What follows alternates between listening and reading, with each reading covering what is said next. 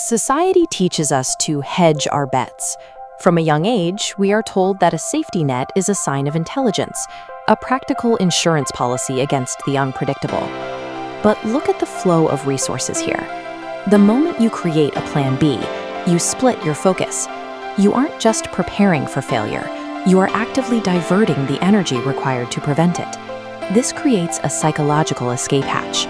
When a project becomes difficult or a goal feels out of reach, the mere existence of a secondary path makes the decision to quit feel like a rational pivot rather than a surrender. To reach an extreme outcome, the safety net has to go. Willpower isn't a gift you're born with. It's a survival response triggered when you remove every alternative. When Edwin C. Barnes stepped off a freight train in Orange, New Jersey, he looked like a penniless vagabond. He had no money, zero connections, but he wasn't looking for a job. He arrived at Thomas Edison's office with a singular intention: to become the inventor's business partner. Barnes refused to entertain the standard try and see approach. He didn't tell himself he would work for a few months and look for another job if things didn't pan out. He wagered his entire future on this one partnership. He was willing to start as a floor sweeper, but he wouldn't leave until he achieved his specific objective. Because Barnes lacked wealth or influence, his lack of a fallback plan became his primary source of leverage. He had made it impossible for himself to do anything else. This image shows the scale of Edison's operation. For 5 years, Barnes worked in environments exactly like this. To an observer, he was just another anonymous worker. After half a decade, there was no sign his goal was closer, yet his internal state never shifted. Despite his entry-level status, he continued to think and act like Edison's partner from his first day on the job. Most people quit during long periods of stagnation because they have other options. Barnes stayed because he had spent 5 years making sure no other option existed. This level of persistence mirrors a tactic found throughout military history, used to force a decisive outcome when the odds are stacked against an army. Centuries ago, an ancient commander led his troops across the sea to face a much larger, formidable enemy. Upon landing, his soldiers realized they were trapped on a hostile shore. To eliminate retreat, the commander ordered his men to burn their ships. They watched their only way home turn to ash. The message was clear: they would win the battle or they would die on the beach. By destroying the ships, the commander turned the desire for victory into a requirement for survival.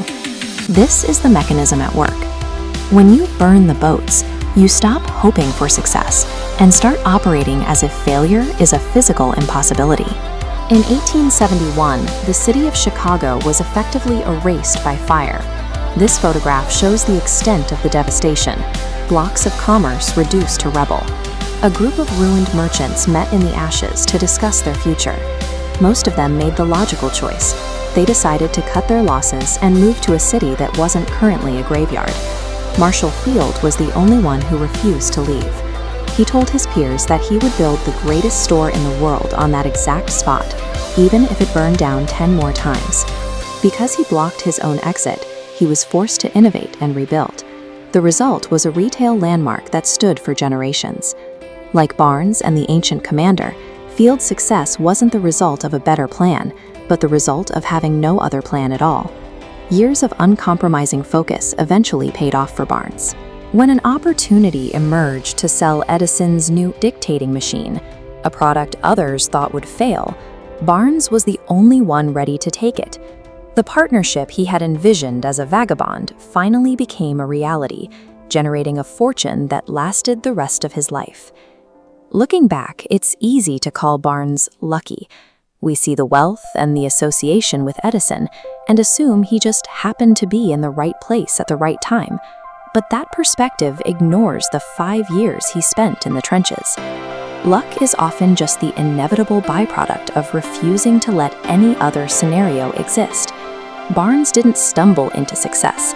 He simply stayed in the game until the world ran out of ways to tell him no. Wishing for a different life is a passive state. It has no weight and produces no results. Power only arrives when that wish becomes an obsession, backed by a plan that allows for no retreat. If you want to change your trajectory, you have to be willing to strike a match. Burn the boats, destroy the safety net. and make your goal your only means of survival.